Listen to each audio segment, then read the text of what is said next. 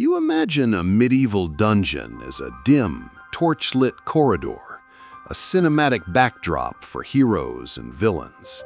But the truth buried beneath those castles was far darker. There was no light, no air, no hope, just cold stone, iron chains, and the stench of decay. Picture yourself there, your eyes open to absolute blackness. The air is thick and wet, heavy with the smell of human waste and rot. You hear the faint scurry of rats, the slow drip of water echoing through a chamber that feels more like a tomb than a cell. You can't tell if it's night or day. Time dissolves. So do you. The word dungeon once meant something simple, a cellar, a place to store supplies. But in the Middle Ages, it became something far more sinister, a tool of fear, a weapon of silence. Many who entered never left, not because they were sentenced to die, but because they were meant to be forgotten. And that's the real horror. It wasn't the screaming or the torture devices. It was the waiting, the slow, endless decay of the body and the mind. Some prisoners were lowered into pits so deep they were called oubliettes, from the French oublier, meaning to forget. You didn't serve time there. You disappeared. This isn't a story of steel and swords. It's a story of shadows, of what happens when power buries its enemies alive beneath its own foundations. And over the next few minutes, you'll descend through those halls of darkness, where the walls were slick with misery and the air itself whispered death. Now, let's begin the descent, down into the underworld, where the living and the dead were often one and the same. The first step down isn't just physical, it's psychological. The air grows colder, heavier, fouler. The flicker of light fades behind you until you're swallowed by blackness. The walls drip with condensation, slick like sweat. Each breath tastes of iron and mold. You've entered the underworld, the dungeon beneath the castle. These chambers weren't carefully designed prisons. Many began as natural caves or storage cellars, converted into places of confinement through cruelty and necessity. There were no windows, no airflow, no distinction between ground and grave. The lucky ones might have a small slit of light high above. Most saw nothing but darkness until their last breath. And then there was the oubliette. The word means to forget, and that's exactly what it was designed to do. A narrow, vertical shaft, barely wide enough for a body, with a single entrance at the top. Prisoners were lowered or dropped into it and left to die. No stairs, no ladder, no escape. You could scream, but the sound never left the stone. It wasn't about justice. It was about power. Nobles built dungeons not to uphold the law, but to remind everyone of who controlled life and death. Imprisonment became theater, an invisible performance of fear staged beneath the banquet halls where laughter and music played above. Now imagine the sensory reality of it.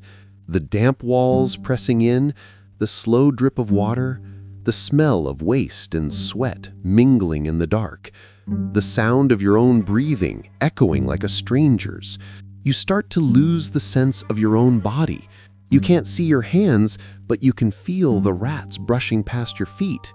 Modern psychology calls solitary confinement torture after days. Imagine months. Imagine years. No human contact, no light, no reason to believe you still exist. That's not imprisonment, it's erasure. And while the descent was terrifying, what came next was worse. Because once you reached the bottom, time itself became your torturer. Disease, starvation, and madness waited for you in the dark. Down here, death didn't come quickly. It arrived in whispers, slow, patient, inevitable. You might think of torture as iron tools and screaming, but in truth, most prisoners died not from pain inflicted by others, but from what the dungeon itself did to their bodies. The first enemy was hunger. Guards often forgot or ignored feeding schedules. A stale crust of bread, a cup of filthy water, sometimes nothing at all. Days blurred together in a haze of thirst and delirium. Some prisoners chewed on straw, on their own shoes, even on the mold growing along the walls. Then came disease. The dungeon was a perfect breeding ground for infection. Damp, airless, and crawling with life. Lice infested the hair, rats nipped at exposed flesh, maggots thrived in untreated wounds. The air carried the sweet, sickly stench of rot, human flesh decomposing before death had even finished its work. Historical accounts describe men and women who entered strong and sane only to emerge skeletal, blind, and broken, if they emerged at all. Chroniclers tell of prisoners scratching messages into the walls with their fingernails, leaving behind desperate confessions no one would ever read. And the cruelty wasn't always tied to guilt. People were imprisoned for debts, suspicions, or insults. Some were merely inconvenient to those in power. A noble's anger, a whisper of treason, a rival's ambition, any could condemn you to the pit. You didn't have to do anything wrong. You only had to exist in the wrong place. In modern times, a prison sentence has rules, oversight, and the faint promise of release. In the Middle Ages, the dungeon had none of that. There were no appeals, no clocks, no mercy, only time and the endless patience of suffering. And when time wasn't enough to break the human spirit, the torturers took over, turning agony itself into a spectacle for those who ruled above. When the dungeon's silence wasn't enough to break the human mind, sound took over. Screams echoing through the corridors, rolling up through the stone like thunder. Torture wasn't hidden, it was theater, a reminder to anyone listening, from servant to noble, that mercy was a luxury reserved for the powerful. The rack stretched bodies until joints tore apart. The wheel shattered bones, turning limbs into twisted shapes beyond recognition. The infamous Iron Maiden, though later mythologized, became a symbol of that era's creative cruelty. Pain turned into art. The goal was never justice. It was submission. For the guards and nobles who presided over these rituals, torture became entertainment. Some drank wine as the interrogations unfolded, laughing while the accused begged for forgiveness that would never come. The sound of agony was a kind of music, meant to remind the living of what disobedience cost. But the most disturbing truth is that torture rarely sought the truth.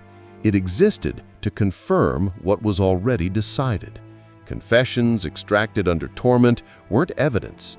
They were theater, proof that the authority of the dungeon was absolute. The accused always admitted guilt in the end, because no human body could withstand what came next. And yet, survival wasn't mercy. To live through torture meant being thrown back into the darkness, limbs shattered, mind broken, waiting to die in a pit of filth. Every scream that faded into silence became part of the castle's architecture, a sound that lingered in the walls long after the voices themselves were gone. The dungeon didn't need chains to imprison you. It used despair. And even after your body gave out, the place itself didn't forget. Centuries later, when archaeologists began to dig beneath the ruins, they discovered that the walls still held the remains of those forgotten souls. Centuries later, when archaeologists pried open the ground beneath crumbling castles, they found what history tried to bury. Bones still chained to the walls. Skeletons curled in corners, wrists bound in rusted iron, skulls tilted toward the ceiling as if still pleading for light. The dungeon had become its own grave. It didn't matter who you were. Titles, bloodlines, or piety offered no protection once those doors closed. Political rivals, servants who overheard too much, debtors who couldn't pay, even the innocent, anyone could vanish without a trace. Records were rarely kept. The silence was the point. If no one remembered you existed, no one could mourn you. Some castles were built directly above their dungeons, with great halls for feasting and laughter placed right over chambers of rot and despair. The smell rose through the cracks in the stone, but the nobles dined anyway.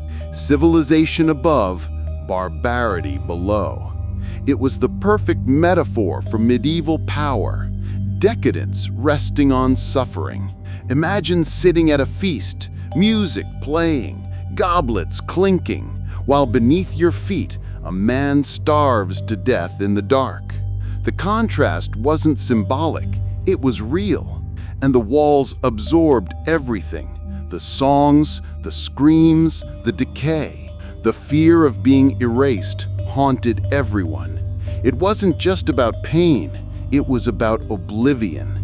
To die in darkness, to rot where no one would ever find you, to have your name dissolve into dust, that was the true punishment. And even now, when the castles stand as tourist attractions, their stones still hold that memory. Every step in a cold corridor, every drip of unseen water carries an echo of those who were never meant to leave. But the story doesn't end there. The silence of the dungeon lingers, not just in ruins, but in us, because what terrified them most still haunts the human mind. The fear of suffering unseen and of being forgotten by the world above. Beneath every grand castle of the Middle Ages, beneath the gold, the music, and the illusion of order, there was rot, darkness, desperation. The dungeon was not a place for justice. It was a tool of fear, an underground empire of pain designed to remind the world above that power was absolute and mercy was optional. Down there, death came slowly, not through execution, but through silence. Hunger hollowed the body, disease devoured the flesh, time erased the mind. The dungeon didn't just kill, it unmade people, stripping away everything that made them human, until all that remained was bone, chain, and shadow. And yet, even in death, those prisoners served their purpose. Their suffering became invisible proof of authority, a warning that echoed through the castle floors. The lords feasted while the forgotten starved beneath them. Civilization built on agony, refinement fueled by rot. The universal fear hasn't changed. It's the same one that kept them awake in the dark. Pain, isolation, and being forgotten. That's why these stories still unsettle us centuries later, because deep down, the dungeon isn't just a place in history, it's a reflection of the human capacity for cruelty and control. Today, modern prisons speak of reform and rehabilitation, but the medieval dungeon offered neither. It offered oblivion. Its walls swallowed names, voices, and memories whole. And yet, even now, when you step into a ruin or descend into a cold stone corridor, you can still feel it, the weight of that silence pressing in. If the walls could speak, they wouldn't tell stories of kings or glory. They would whisper screams, the endless echoes of the forgotten, still trapped beneath the castle.